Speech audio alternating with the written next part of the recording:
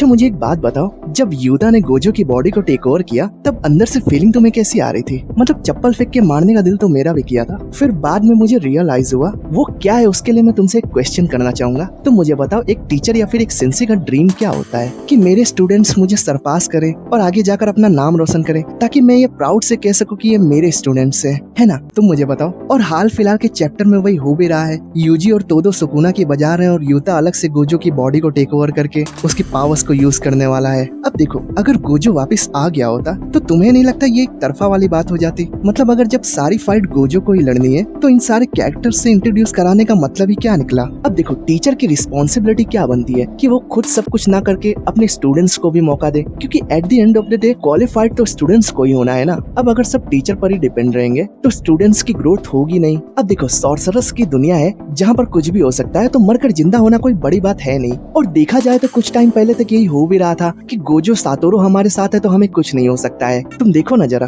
और इस बात की रियलाइजेशन गोजो सातोरो को भी थी कि जब तक मैं रहूंगा तब तक इनकी ग्रोथ पॉसिबल है नहीं और ये लोग अपना 100% दे नहीं पाएंगे। इसलिए तुमने नोटिस किया होगा कि जब गोजो लड़ रहा था सुकुना से तब कोई भी गोजो की मदद करने के लिए आगे नहीं आ रहा था, क्योंकि सब जानते थे कि गोजो सातोरो ही है जो सबसे ज्यादा ताकतवर है। और मुझे ऐसा लगता है कि शायद यही सब देखकर गोजो सातोरो ने अपनी डेथ का फैसला किया होगा। हालांकि गोजो जैसा दावा करता है कि सुकुना मुझे हरा दे, ऐसा तो हो ही नहीं सकता। मुझे नहीं लगता कि वो झूठ बोल रहा होगा। तो यही एक रीजन हो सकता है जिससे गोजो मारा गया, नहीं तो वो अपनी 6 आई का यूज ही कहाँ किया था। तो अब जब सब अपना 100% दे रहे हैं तो गोजो तो अपना चिल बंदा है। हालांकि अपनी डेथ के बाद गोजो आफ्टर लाइफ में रुकने के बजाय वहाँ से जाने का फैसला करता है और निकल जाता है वहाँ से। और तुम ही सोचो ना, सुकुना तो अपने ट्रू फॉर्म में भी नहीं था, तो शायद गोजो को लगा हो कि इतना तो मेरे स्टूडेंट संभाल ही सकते हैं। अब देखो, टीचर होने के नाते लाइफ लेसन देना गोजो की जिम्मेदारी है, क्योंकि जो गलती सबने अभी यहाँ पर की है ना, कि गोजो अकेला लड़ रहा था सुकुना से और सब खड़े होके देख रहे थे, वो तब ना हो जब सुकुना अपनी ट्रू फॉर्म में हो। इसलिए मुझे तो यही लगता है कि ये सब गोजो का प्लान है,